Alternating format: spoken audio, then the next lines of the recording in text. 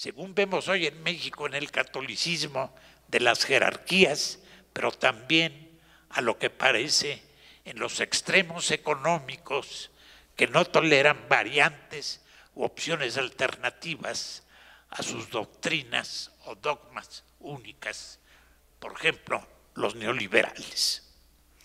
El pensamiento único del neoliberalismo en materia económica no parece estar disociado del pensamiento único o de la moral única de las jerarquías religiosas, que en su intransigencia se parecen unas a otras como una gota de agua a otra gota de agua, originando además las rigideces que conocemos en materia política, social y desde luego económica. Hemos conocido sobradamente la intolerancia del imperio actual y su imposición no solo ideológica, sino militar.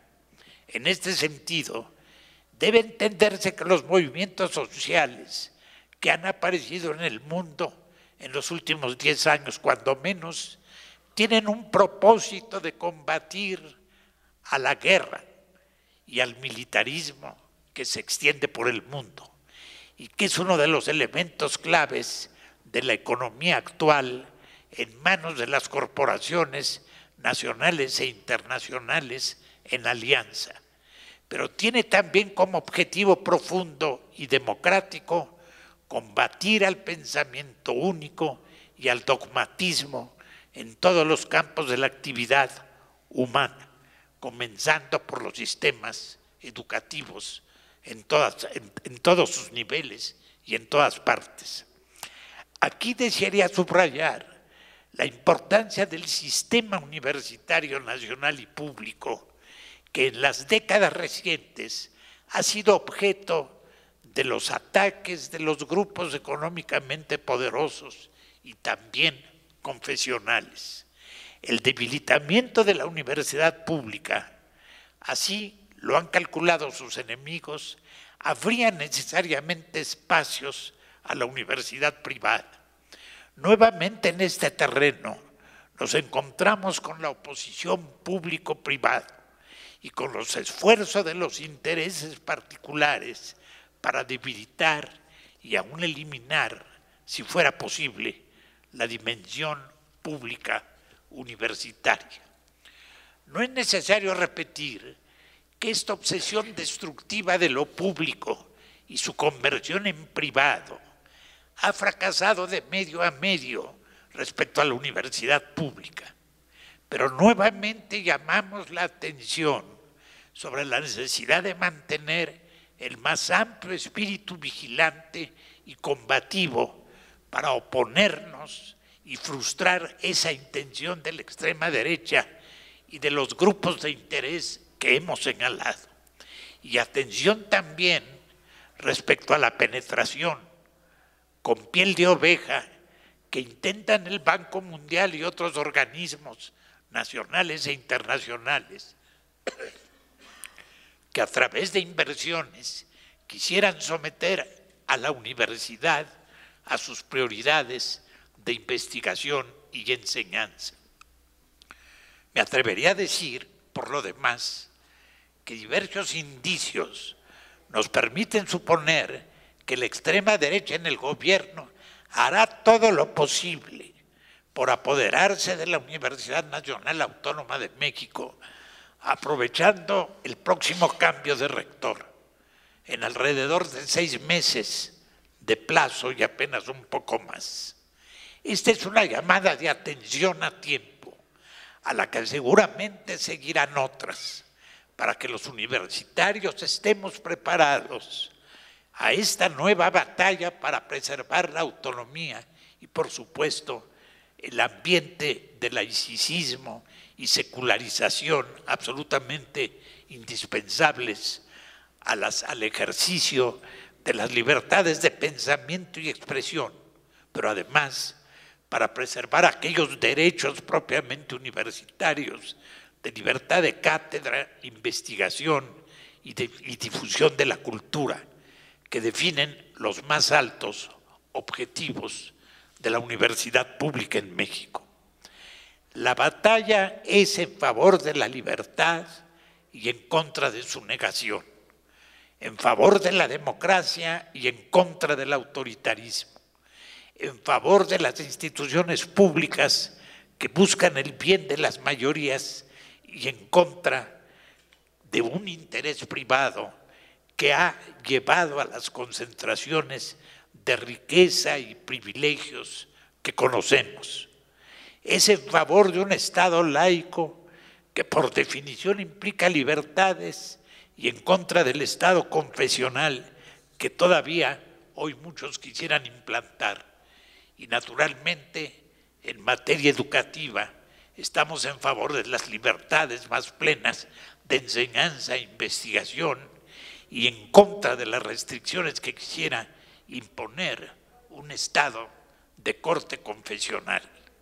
Es verdad, el Estado laico ha de reconocer la variedad de las creencias de los mexicanos, pero esa apertura democrática no puede ocultar o disimular la intención de imponer ningún dogma o religión.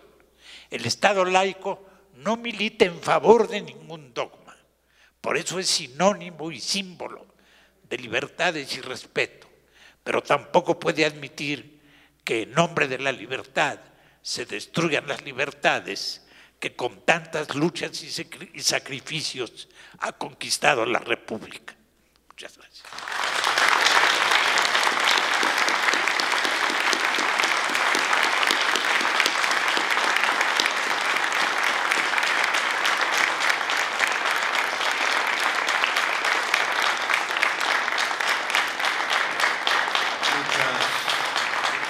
Muchas gracias a Víctor Flores Olea. Y tenemos que, después de las sabias palabras de los dos participantes en este foro, tendríamos un conjunto bueno de sugerencias, de preguntas, de inquietudes del público. No creo que podamos contestar a todos, pero nos están llegando ya algunas papeletas que van dirigidas a mí, que no tengo nada, que no he expuesto nada, y a Gilberto, que le paso inmediatamente la primera, a cada uno de los conferencistas. Víctor, por favor. Y tendríamos a Gilberto y a Gilberto. Entonces empezaríamos, por favor. Sí. Bueno, se me pregunta sobre las capacidades de las cuales yo hablaba anteriormente. Estoy hablando de un concepto de Amartya Sen. Probablemente quien hace la pregunta ya lo sabe, que es Alejandro Sánchez. Es un concepto que permite, digamos, integrar dentro de él los aspectos valorativos como los aspectos técnicos. Y es un concepto por lo mismo muy abarcador. No podría extenderme en esta oportunidad, en parte también porque yo no estoy muy familiarizado con él, pero con el sistema de Amartya Sen, con la propuesta de Amartya Sen, pero nada más preciso eso.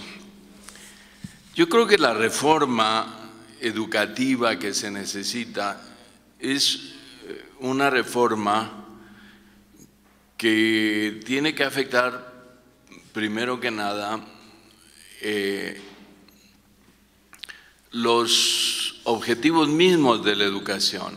No quiere decir que estemos en contra del artículo 3º, pero el artículo 3º Es un artículo que ha garantizado el laicismo en México, pero no puede ser entendido pedagógicamente como un cuerpo pedagógico que oriente la actividad de los profesores. Es más, no opera así.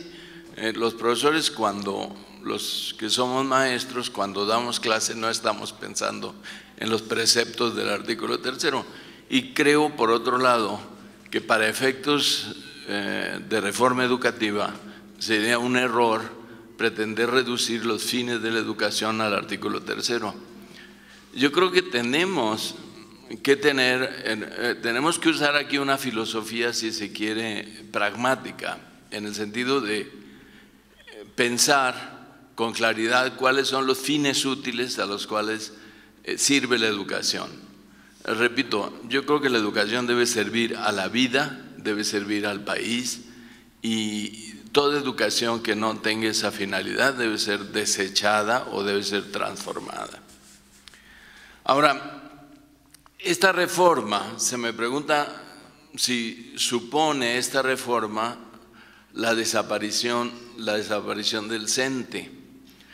Bueno, yo creo que los trabajadores de la educación tienen derecho a tener organizaciones laborales. Yo creo que el CENTE no es un paradigma de organización laboral democrática, ni tampoco un paradigma de organización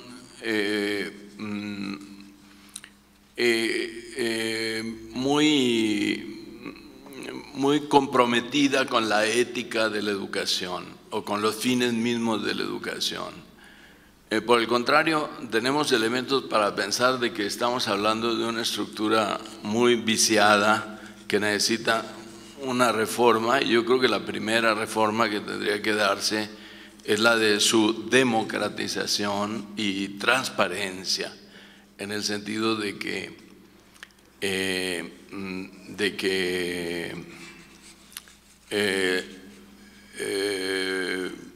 el sindicato tenga, ya hubo una reforma democrática en el sindicato hace 15 años, bueno, se necesita otra reforma.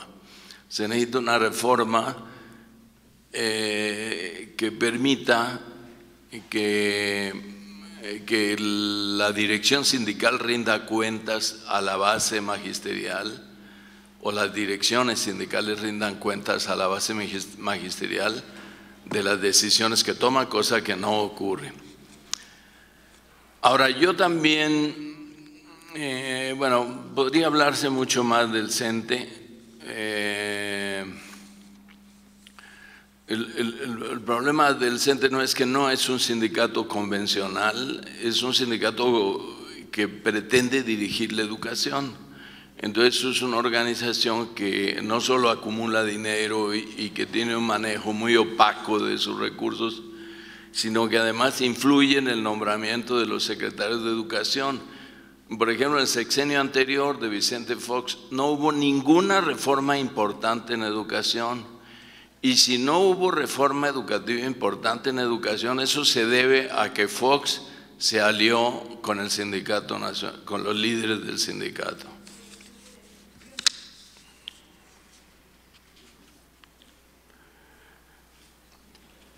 Es decir, la diferencia entre ricos y pobres, se me pregunta si se va a acabar. Bueno, tenemos que pelear por disminuir la brecha que existe entre riqueza y pobreza dentro del marco de la democracia, utilizar todas las herramientas que la democracia ofrece, y yo creo que una herramienta poderosa es la de la educación, la de la información, la de la comunicación.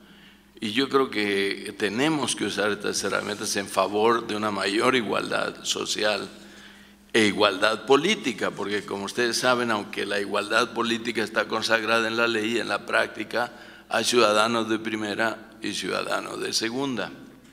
Hay discriminación y hay opresión en nuestra sociedad. Y finalmente, para terminar esta intervención, veo que hay otras preguntas. Yo creo que la formación de profesores es un punto central, pero el sistema, no existe un sistema nacional de formación de profesores, aunque lo tuvimos con el Sistema Nacional de Normales. Este sistema hoy resulta obsoleto y además está profundamente corroído por vicios de distinta naturaleza.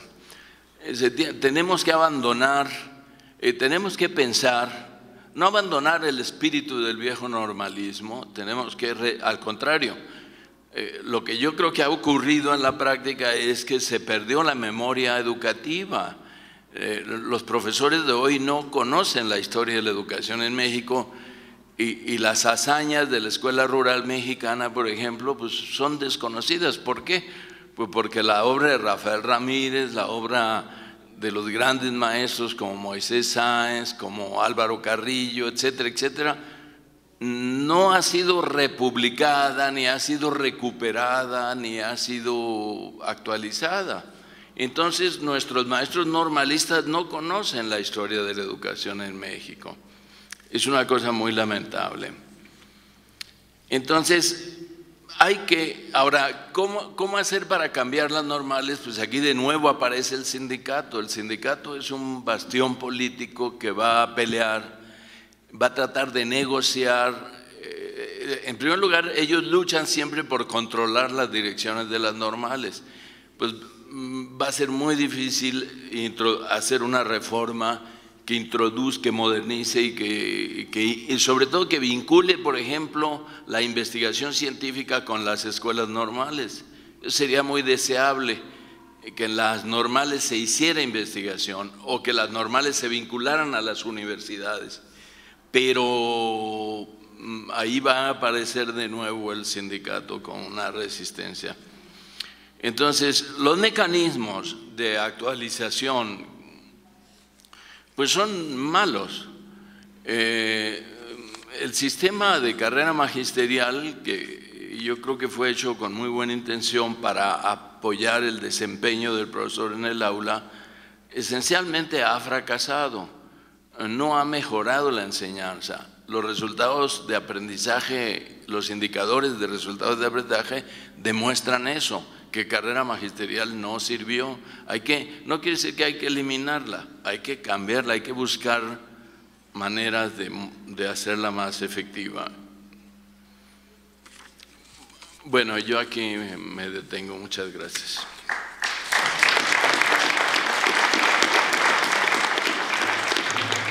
Pasamos el turno a Víctor Flores Olea.